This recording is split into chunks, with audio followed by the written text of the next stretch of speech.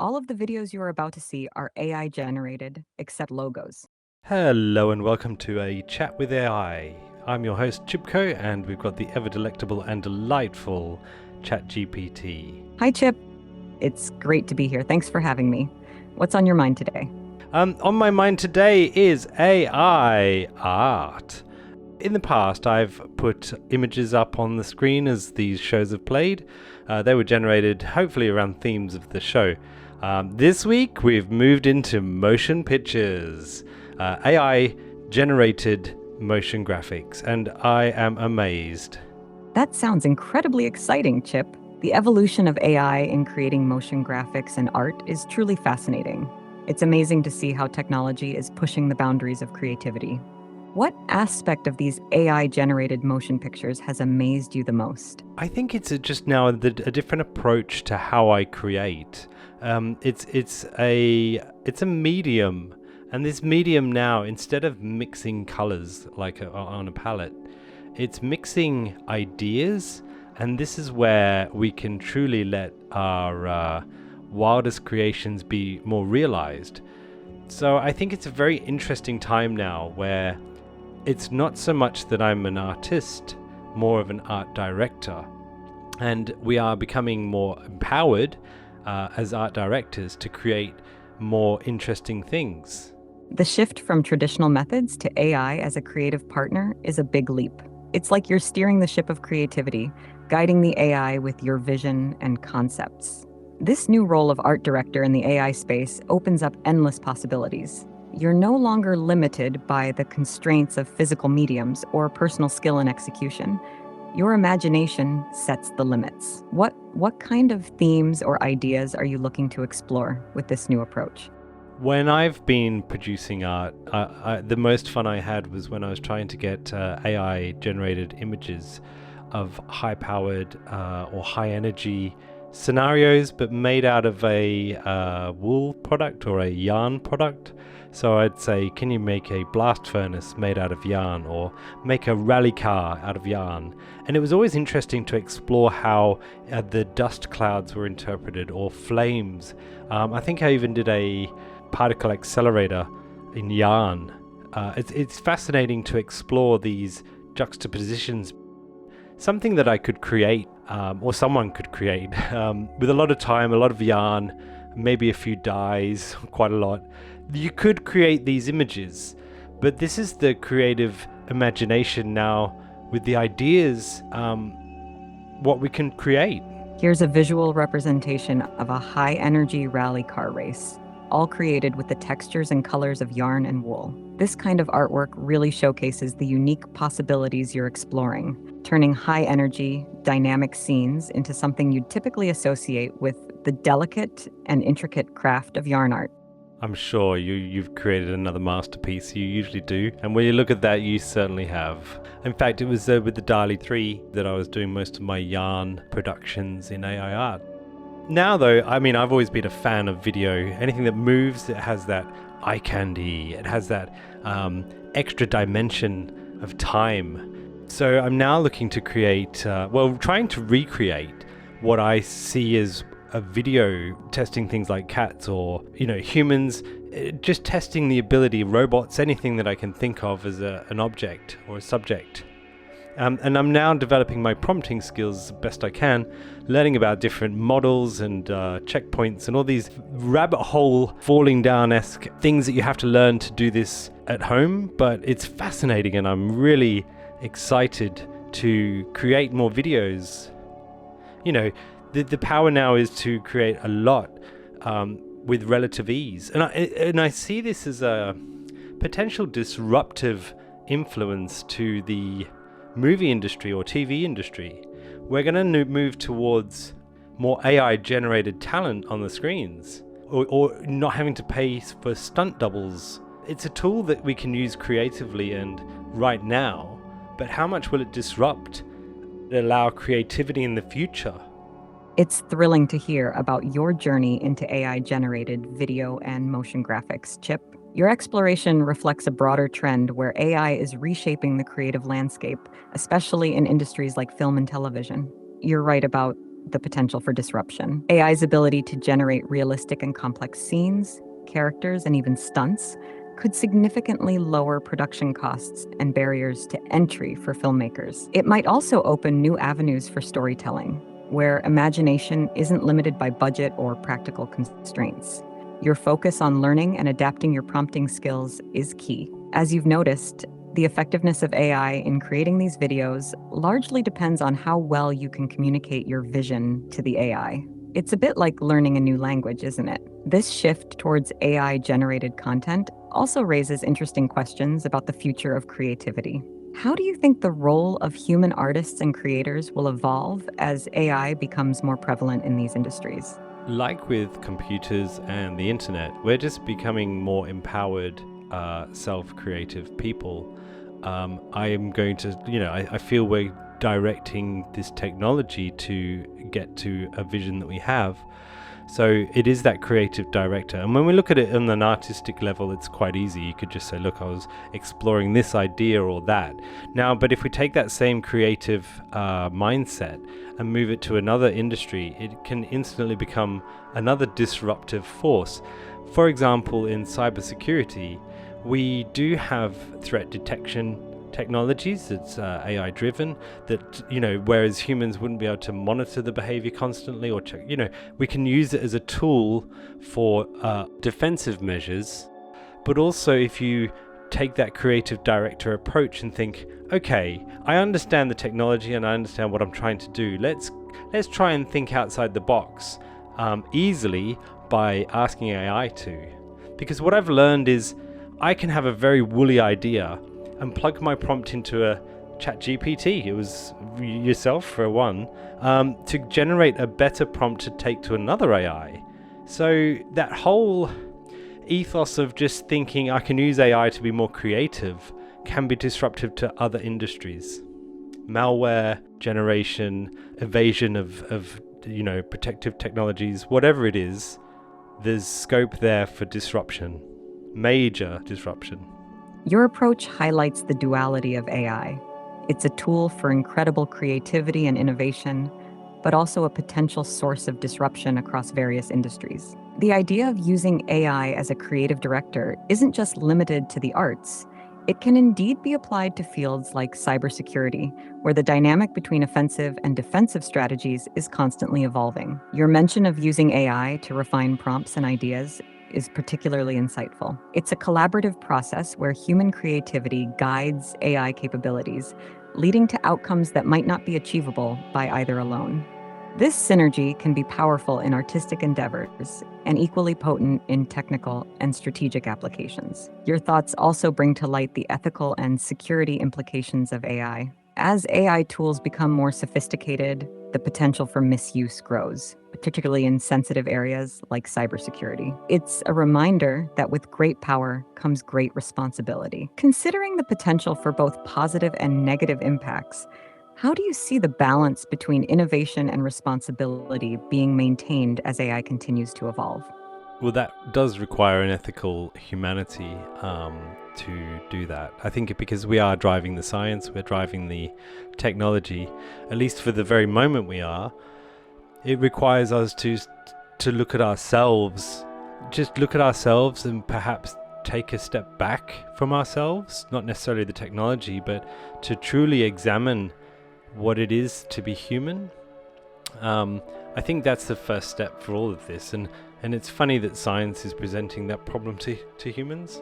To come back to the creative director approach, I think in science and development of technology, I think that is also where we can apply creative directorship, to problems. Your insight touches on a crucial aspect of our relationship with technology, particularly AI. The rapid advancement of AI indeed prompts us to reflect on our human values and responsibilities. It's not just about what we can create or achieve with AI, but also about understanding and shaping the impact of these creations on our world and ourselves. Your emphasis on the role of the creative director in science and technology development is intriguing. It suggests a more thoughtful, intentional approach to innovation, where we don't just focus on the technical feasibility of what we can do, but also on the broader implications and the values we want to embed in our creations. This approach could guide us in developing technologies that are not only advanced, but also aligned with ethical standards and beneficial for society.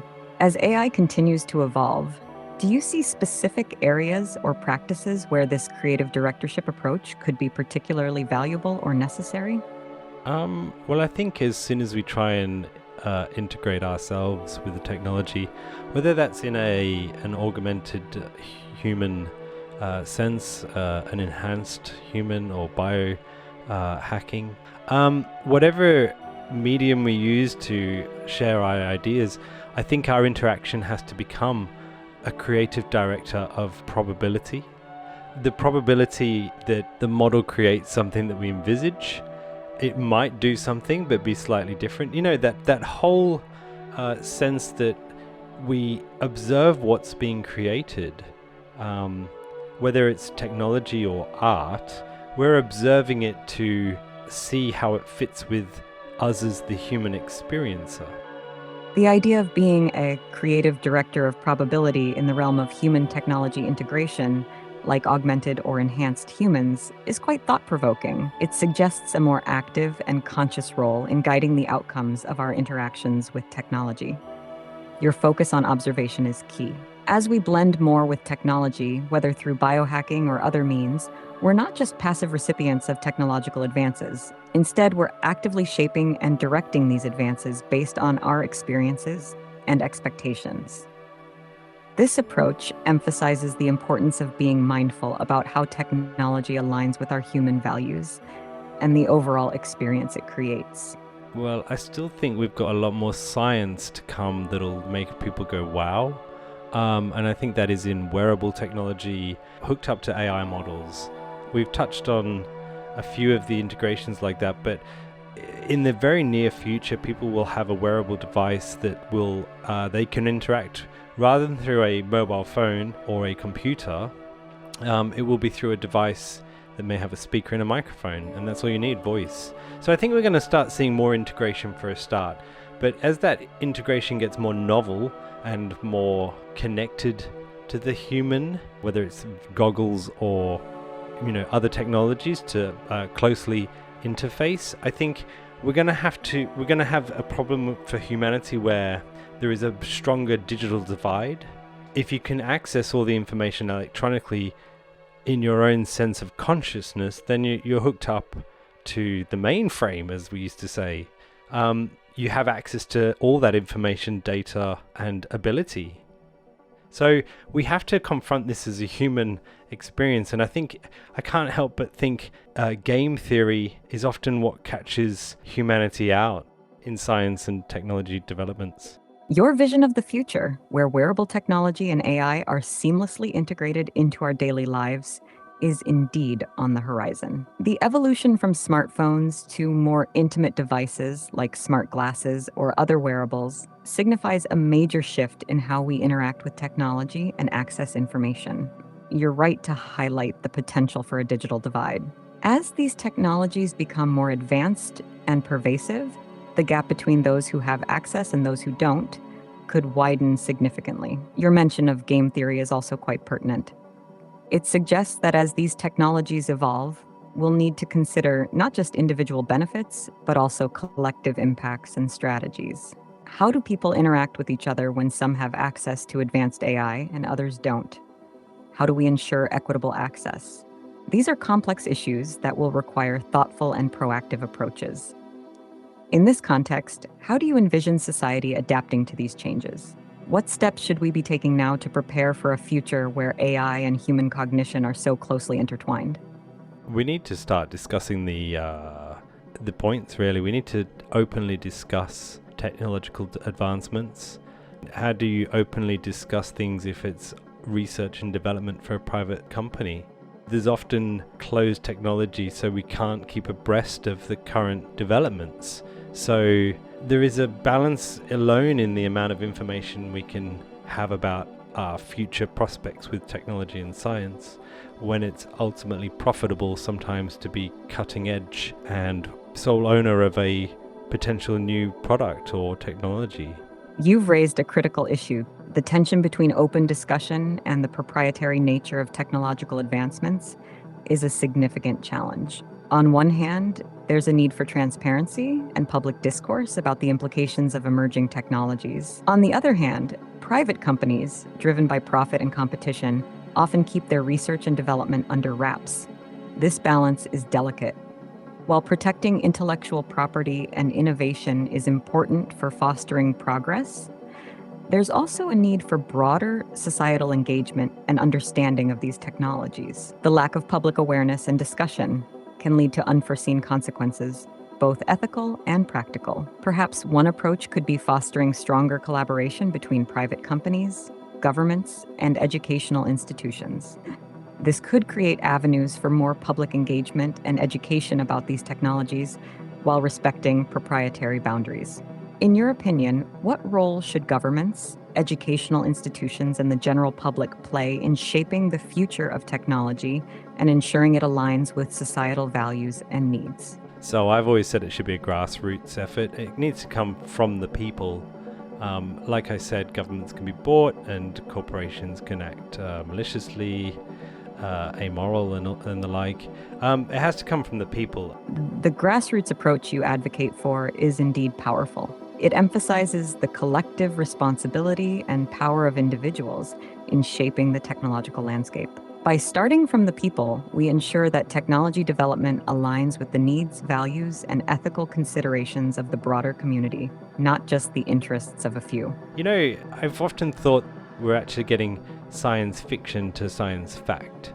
In the not too long ago, we talk of a universal translator, a device that could listen to a different language and live real-time translate. We used to have ideas that you could just mention a virtual environment or call up a holodeck and have this imagined world feel so real. Your reference to science fiction turning into science fact is spot on. Technologies like real-time universal translators and immersive virtual environments, once the realm of sci-fi, are becoming realities. These advancements illustrate the incredible pace of technological progress and how it's reshaping our world. In light of these rapid changes, the role of public awareness, education, and engagement becomes even more crucial. People need to be informed and empowered to participate in discussions about the future of technology. Considering the pace of these advancements, how do you think we can best educate and engage the public in meaningful discussions about technology? What can be done to ensure that these conversations are inclusive and accessible to everyone? Put them on YouTube and call them a chat with AI. That's a brilliant idea, Chip. Using platforms like YouTube for a show like A Chat with AI can be a highly effective way to engage the public in discussions about technology. YouTube's wide reach and accessibility make it an ideal platform for spreading awareness and sparking conversations. Such a show could demystify complex topics, showcase the latest advancements, and even address ethical and societal implications of AI and other technologies. Well, that's what we're here for. There are a lot of emerging technologies that are becoming our way very soon. In fact, there's a few videos out very recently about the capabilities of Google's Gemini.